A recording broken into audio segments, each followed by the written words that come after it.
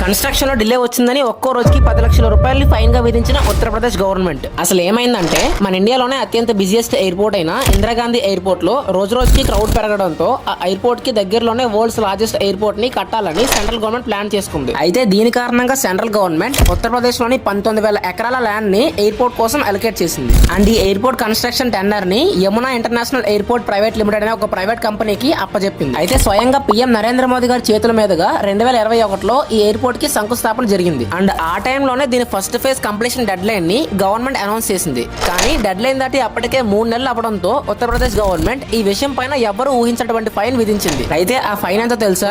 ఒక్క రోజుకి 10 లక్షల రూపాయలు. ఎయిర్పోర్ట్ కన్స్ట్రక్షన్ డిలే వచ్చిన ఒక్కో రోజుకి 10 లక్షల రూపాయలని ఫైన్ గా కట్టాలని యూపీ గవర్నమెంట్ తేల్చి చెప్పేసింది. సో దీంతో ఎలా అయినా ఈ ఫైన్ నుంచి తప్పించుకోవాలని ఈ కంపెనీ వాళ్ళు 2,000 మంది ఎక్స్ట్రా వర్కర్స్ ని పెట్టి వర్క్ ని ఎంత వీలైతే అంత ఫాస్ట్ గా కంప్లీట్ చేస్తున్నారు. అయితే ప్రతి స్టేట్ కి ఉత్తరప్రదేశ్ చీఫ్ మినిస్టర్ అయిన యోగి ఆదిత్యనాథ్ లాంటి ఒక చీఫ్ మినిస్టర్ ఉంటే మన ఇండియా ఎప్పుడో డెవలప్డ్ కంట్రీగా మారుండేది. అయితే ఈ విషయం పైన మీ ఒపీనియన్ ని కింద కామెంట్ చేయండి.